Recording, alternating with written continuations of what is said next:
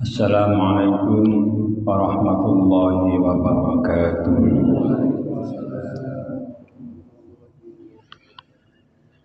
Alhamdulillahil qail. A'udzu billahi minasy syaithanir rajim. Kam min fi'atin qalilatin ghalabat fi'atan katsiratan bi'idznillah.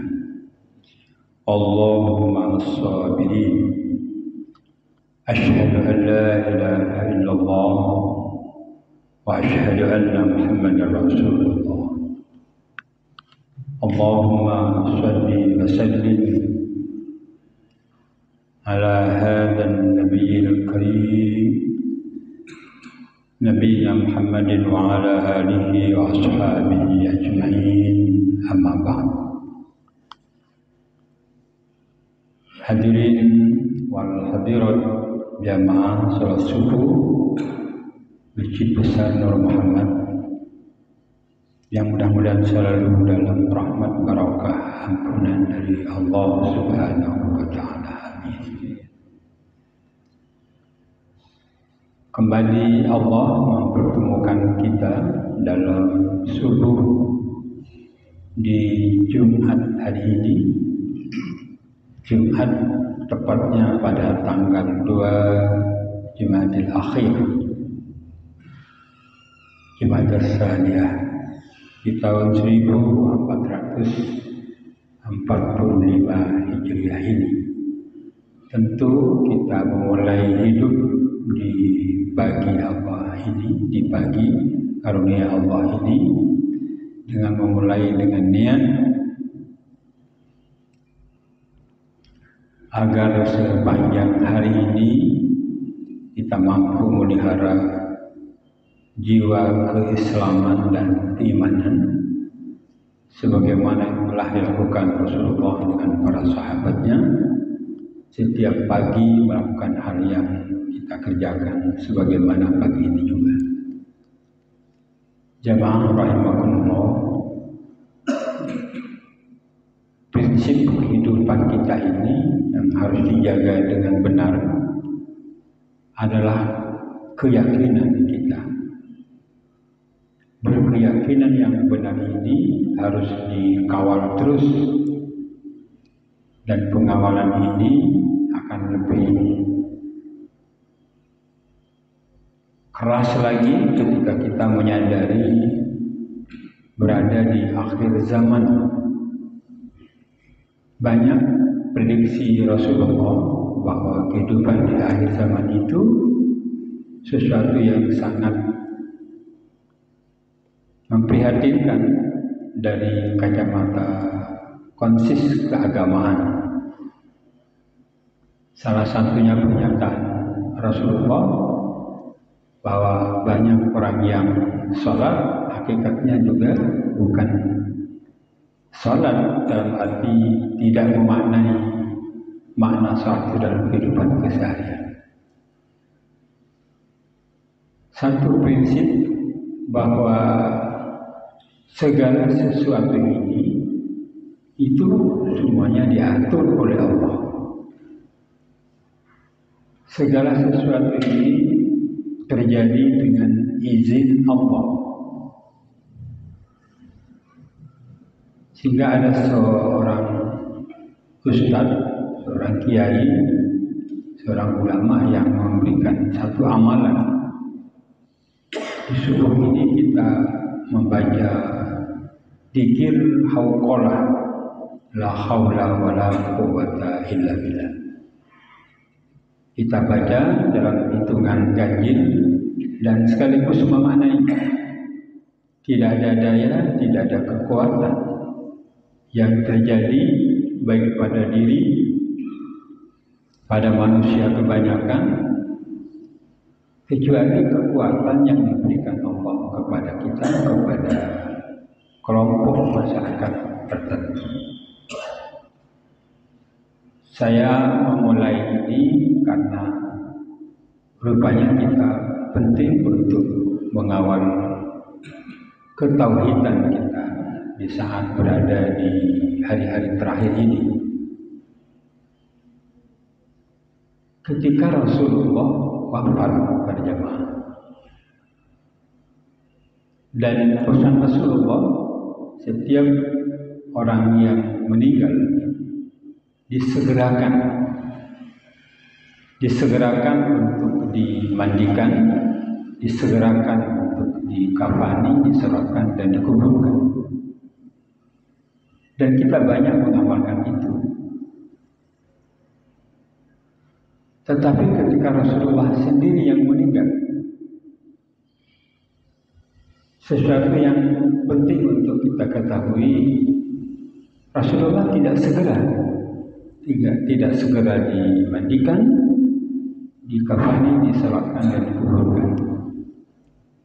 Tentu ini bukan karena tidak mengamalkan wasiat Rasulullah, tapi ada peristiwa penting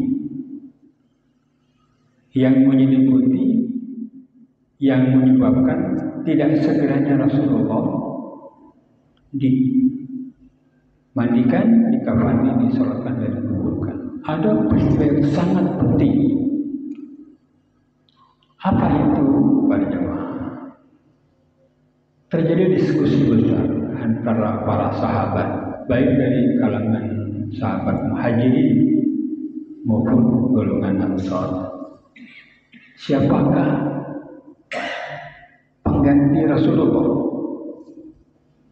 Khalifah yang dipilih setelah Rasulullah wafat itu siapa?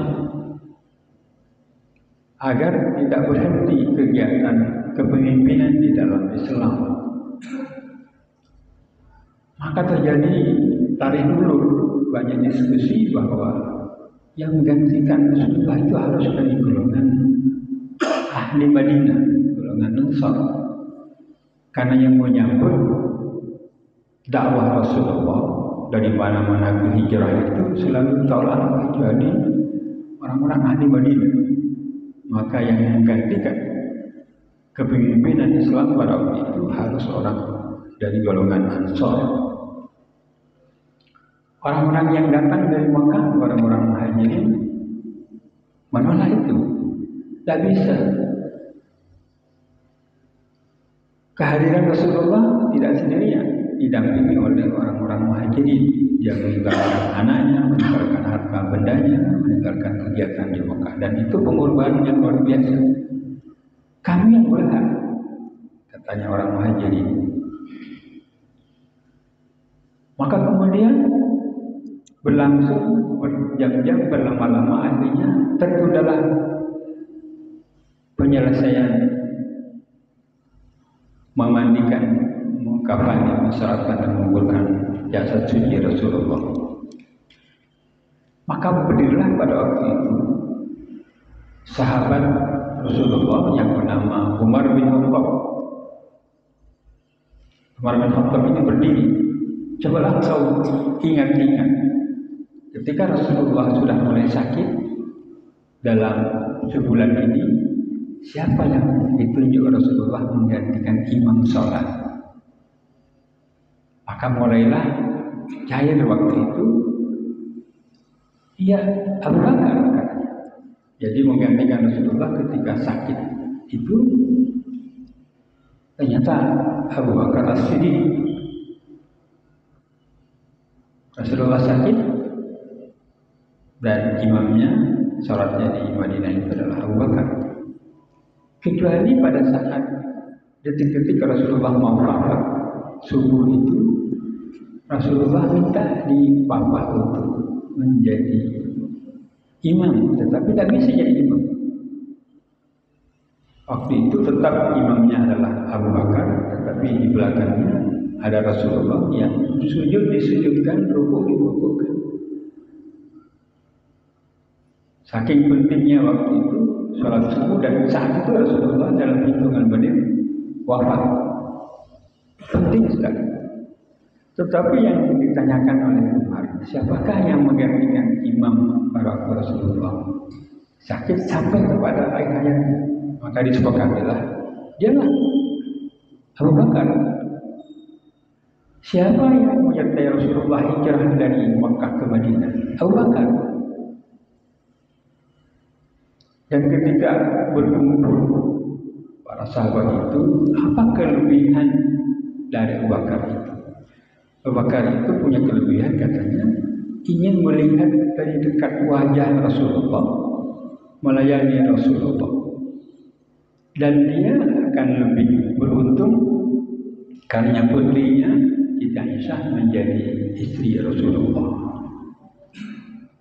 Maka diputuskan waktu itu bahwa yang berhak melanjutkan kepemimpinan itu adalah Abu Bakar As-Siddiq. Maka beberapa sahabat dari golongan Muhajirin dan Ansar menjadi sadar dan bersepakat bahwa Abu Bakarlah yang mengganti kepemimpinan dalam Islam. Baru dilaksanakan pemulasaran jenazah Rasulullah, mulai dimandikan, dikafan, disolatkan dan dikuburkan. Dikuburkan pesan Rasulullah di tempat tinggal Rasulullah yang sekarang berdampingan dengan Rasulullah itu.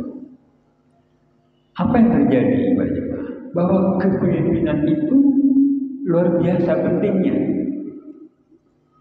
Lagi-lagi bahwa kepemimpinan itu luar biasa pentingnya sampai jenazah Rasulullah yang dipesan suruh segera diselesaikan ditunda. Kenapa penting? Karena akan mengurusi umat Islam, umat mukminin. Harus ada kepemimpinan di dalam Islam. Di rumah tangga itu ada pemimpinnya. Ar-rijalu qawwamun 'alan nisa. Imam dalam rumah itu harus ada, karena itu akan diikuti. Kita bertiga berempat jamaah, itu harus ditunjuk satu imam, satu pemimpin yang akan diikuti. Dan imam itu orang yang punya kelebihan di antara yang ada. Imam salat misalnya, kelebihan dia punya kemampuan hafalan, kelebihan dia punya makharijul huruf dan lain-lain. Ada kelebihan. Nah, karena itulah maka dalam kehidupan ini juga harus ada imam, harus ada kepemimpinan. Kepemimpinan ini dipilih orang yang punya kelebihan, yang akan mengerahkan umat ini akan kehidupan yang lebih baik, lebih sempurna, karena kita hidup berjalan terus lebih lama, hidup harus lebih baik. Nah, salah satunya komponennya adalah kepemimpinan atau imam. Nah, karena itulah maka kemudian kalau kita buka di dalam surat Az-Zumar ayat 18, alladzina yastami'una al-qaul wa yattabi'una ahsana. Orang-orang yang cerdas, punya kemampuan spiritual, orang yang paham agama, itu orang yang banyak mendengar, melihat, merasakan perkembangan-perkembangan yang ada. Kemudian setelah melihat fayattabi'una ahsana, dia akan memilih, dia akan mengikuti, dia akan menjatuhkan apa yang diinginkannya itu ahsan, kepada yang terbaik. Pernyataannya sekarang, apakah yang tidak baik, asana. Ternyata Allah mengisyaratkan cari yang terbaik. Kayak kita sedang sholat di situ, maka tidak baik kita, bacaannya baik kita, alimnya kita. Cari orang yang terbaik menjadi imam. Jadi bukan makmum itu tidak punya kemampuan bacaan yang baik. Carilah imam yang terbaik. Kepemimpinan juga seperti itu. Kayak dalam rumah tangga, kan istrinya seorang yang alumni pendidikan agama, suaminya biasa, tapi tidak bisa. Harus cari suami yang bisa diikuti. Imam itu punya kemampuan untuk diikuti. Ju'ilal imam liyutamma bihi. Jadikanlah imam untuk diikuti, harus punya kemampuan yang terbaik. Jamaah rahimahullah. Nah, orang yang punya kemampuan yang terbaik inilah yang kemudian mengarahkan kita mendapatkan restu dari Allah biiznillah. Dalam sebuah kisah perang yang dialami Rasulullah itu yang monumental, yang luar biasa adalah perang Badar. Ayat yang kami bacakan itu terkait dengan asbabun nuzul perang Badar, yaitu kamu fi'atin qalilatin fi'atan katsiratan biidznillah. Kelompok kecil yang dominannya biasa-biasa, kelompok kecil, tapi dia orangnya konsis, orangnya luar biasa tidak mengamalkan ajaran agama, bisa akan mengalahkan kelompok besar biidznillah dengan izin Allah. Nah, syaratnya perang Badar itu kan terjadi pada bulan Ramadan, tanggal 17 Ramadan, Yaumal Taqal Jam'an, bertemunya dua pasukan bertepatan dengan malam nuzulul Quran. Yang jumlahnya kecil, sedikit jumlahnya, tetap berhadapan dengan kelompok besar, bisa mengalahkan biidznillah, tapi dengan izin Allah. Karena itulah prinsip tauhid ini biidznillah, dengan izin Allah. Semuanya dengan izin Allah. Nah, kalau lepas izin Allah, maka prinsip tauhidnya masih dipertanyakan. Kita hadir tempat ini dengan izin Allah. Kita lihat perjalanan hidup kita dari perjalanan nol, bekerja, sukses, semuanya dengan izin Allah. Tidak bisa kemampuan akal, kecerdasan, kemampuan ekonomi, kemampuan macam-macam itu kemudian bisa menentukan, memindahkan sesuatu barang, jatuhnya barang, daun dari tangkainya, semuanya dengan izin Allah. Di dalam Al-Quran, bi'anna rabbaka awhala, semua yang terjadi itu atas perintahku, kata Allah. Nah, untuk mencapai ini berjamaah, Allah menyampaikan wallahu ma'as sabirin. Hanya bisa dicapai dengan orang yang memiliki kesabaran. Nah, kalau kesabaran itu lebih jelasnya tampilan kita, kata-kata kita, sikap kita. Karena itulah kemudian Rasulullah diminta, bagaimana caranya agar kita dikatakan orang sabar saat ujian? Lantang betul, jangan marah. Lantang betul, jangan mudah marah. Jadi akan lebih gampang mengatakan orang yang sabar itu tidak marah-marah, tidak mudah marah. Kalau ikut pengajiannya Ustaz Hadi Hidayat, apa yang menimpa kita itu semuanya rencana Allah. Bagaimana caranya? Ista'inu bis-sabri was-shalah. Terima dulu itu dengan sikap kesabaran. Sabar dalam pengertian as-sabru 'ala ta'ah. Sabar karena mentaati perintah Allah. Tiba-tiba ada masalah besar banyak, mungkin menimpa pribadi, menimpa keluarga, sudah terima dulu. Ketika Nabi Ibrahim mendapatkan perintah sembelih anakmu, kurbankan anakmu, tidak langsung. Kenapa Allah? Tidak, terima. Diterima dulu, disabri, minta taulah kamu kepadaku, kata Allah, dengan mendahulukan sikap sabar. Terima, wassalah, setelah itu berdoa, setelah itu minta tolong kepada Allah dengan ibadah. Karena ini prinsip kita bertauhid, beriman bahwa satu, bahwa yang terjadi ini semuanya atas izin Allah. Yang kedua, bahwa kekuatan itu hanya kekuatan dari Allah. Wa makaru wa makarallah wa khairul makirin. Rencana mereka, rencana Allah dan berlaku adalah rencana Allah. Prinsip tauhid. Kita punya ikhtiar dengan dua hal. Pertama adalah ista'inu bis-sabri was-shalah. Jika ada sesuatu yang kemudian ada di hadapan diri kita, maka lakukan dengan sikap terima itu dalam bentuk as-sabru 'ala ta'ah, dengan sikap sabar. Dan ciri orang sabar itu tidak mudah marah. Rasulullah ketika datang orang dulu